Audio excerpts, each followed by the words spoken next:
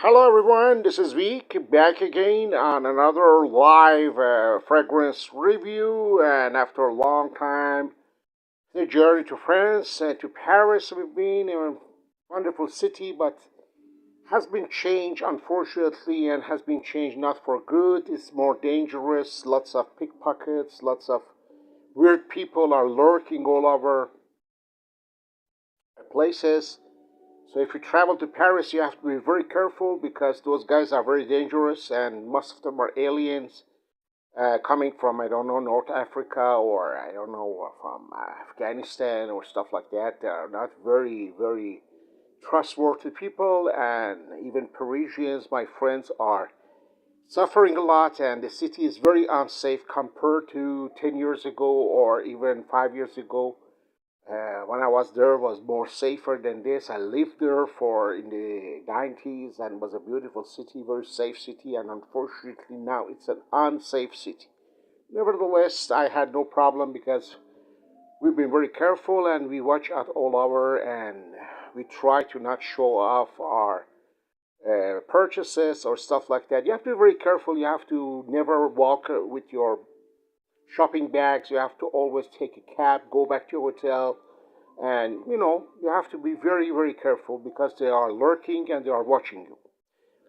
So it was nice, and it was a long journey that I promised my wife a long time ago, and she wanted to be there to go to museums, to stroll, and to sightseeing. Paris is always beautiful.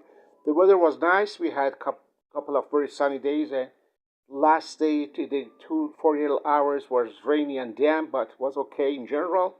It was a very pleasant journey, and I posted a lot of videos on YouTube. And I hope that you enjoyed and you watched, but you didn't drop me lots of comments. I don't know why, but this is how it is. That's life, or as the French say, c'est la vie. So now I'm back home, home sweet home, and I said to myself, I'm going to review a fragrance that I tested when I was in Paris. I even had a sample of it, the new Tomford Oud Voyager. And this fragrance, it's all about oud and floral notes of rose, peony, geranium, and saffron, and oud, of course. Lots of rose going on here. It's another oud fragrance. Trust me, nothing special about to say. It's another fragrance, overpriced, overhyped by Tom Ford, and we don't know even who the hell is the perfumer. We don't know even who the hell is the perfumer. Funny, no? Maybe they are made by artificial intelligence. It's again a unisex fragrance for men and women. I don't like that type of fragrance. I really like that categorized fragrances for men and women be separate from each others. But this is a trend of nowadays. Unisex, and everything is like that. You have to like it or have to dislike it. Frankly, it's not a big release for to me. It's a very average. I really stick to my favorite oud by Tom Ford, which is Oud Wood, or this is fantastic, and this one I didn't really dig it. I tried, and it's more for women's than for men's, and even my wife didn't like it. The rose is kind of too heavy, and it's even chucking, so no, it's I pass. It's not a fragrance for me. So maybe some people like it, but don't buy it. Don't buy it on blind buy. You really have to test this fragrance and leave it on your skin for a couple of hours to see if you really. How do you like the Dryden? The Dryden is very average. I really have lots of ouds on my collection that are much better than this. To me, the best was Oud Wood, and no doubt about it, was the best by Tom Ford. Fantastic fragrance. Smells so good and so unique. This is an average fragrance, and it's not even worth the price. $300 $400 for that. No way. I don't dig it. I'm sorry. I really pass. Yeah, it's floral. It's a little bit woody, and it's Oriental fragrance. It's a new trend. But how many more ouds they want to make? They have to change the records. It's a little bit getting me more and more boring. The world of fragrances are nowadays very very average, very dull. Releases were very average this year. The year is almost over, and we had no big release. You know, the exclusive, Blue exclusive was for me a failure. Creed Oud Voyager was a failure. This one, it's a very mediocre release by Tomford. Nothing is a special. Nothing is one of a kind. I'm waiting for something one of a kind, some banger. You know, at least something like Sauvage Elixir. And the worst of all, of course, was the beginning of the year with the new Dior Homme, which is just crap. Nothing else I have to say. I already talk a lot about it. You know. So we had no big release this year, and again was the world of flankers and repeating the same, and just altering a little bit notes. Here we don't have anything smashing neither. $300, $400 for a fragrance which is deja vu, and we already had it the same style of fragrances before. So it's a repeating world, and nothing. Even the COVID is back. Fantastic. This is again back. So everything is repeating and repeating. It's a very dull world, and fragrances are not great at all. And new releases are just mediocre, are just very forgettable. They are not unforgettable. They are forgettable. So, guys, I'm sorry I cannot read your messages while I'm on live because there is some problem. I don't know what is the problem, but I cannot read your message. So if you drop me on the comment section, sure, I will read and I will answer to you. This is my kind of very quick review on Oud Voyager by Tomford. I don't know who is even the perfumer because the perfumer is unknown, or they don't want to say who is the perfumer. But I think there is no perfumer. I really believe that the perfumer is intelligence, artificial intelligence, and they don't need any more perfumer because they just mishmash those fragrances, and the notes are well known to computers, and they can have a cheap fragrance and without giving the time to a perfumer to develop the process of perfumes. And of course, perfumers they have their own fees, so they cut the fees. It's a world of cost cuts. It's a world of cost cuts. The brands, they only taking care of cutting the cost, and then rising the prices. Of course, Tom Ford belonged to Lauder Group, so it's the same policy.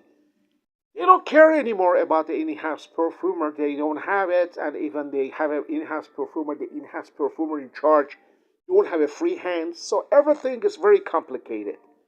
That's why, obviously, releases are very mediocre. Most of the releases are here just for 1 year, 1 year and a half, and the next year are discontinued because obviously they don't sells a lot. So this is just for a very quick time, very quick period of time is on sales, and then the year later you want that fragrance. Oh, sorry, it has been discontinued, but you have another one. Then they are going to have Oud Voyager Extrait de Parfum or Oud Voyager Elixir or whatever, and they're repeating, they're repeating. There is no more timeless fragrances like before. Before they were used to make a fragrance that lasts, that endure the time. Now they don't make fragrances to last. They are fragrances for a quick period of time. The next year they are discontinued and replaced by another flanker. That's the policy of the perfumes world nowadays. So I bought a lot of fragrances when I was in Paris. Crazy, I don't know, maybe 10 bottles or something like that.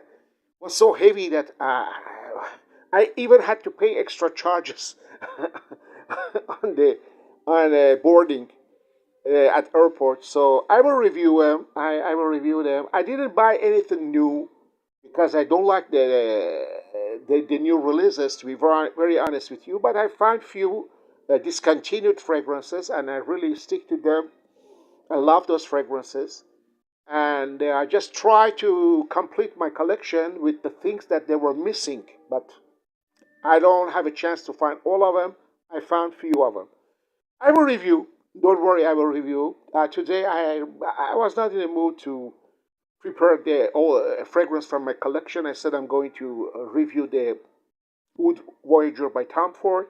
Mediocre release, mediocre oud fragrance, highly expensive, overhyped, and really it's a kind of waste of money. Don't waste your money on that, guys. Try to find a good fragrance. Don't follow the hype because the hype might always fool you. Wear only what you want to wear and let your own nose be your own decision maker. So this is my motto. Uh, I hope that you are all doing fine. I'll be very glad to read your comments. I'm happy to be back home, and I'm also trying to do more reviews at my website on my weekly rotation, or even more often as much as I can.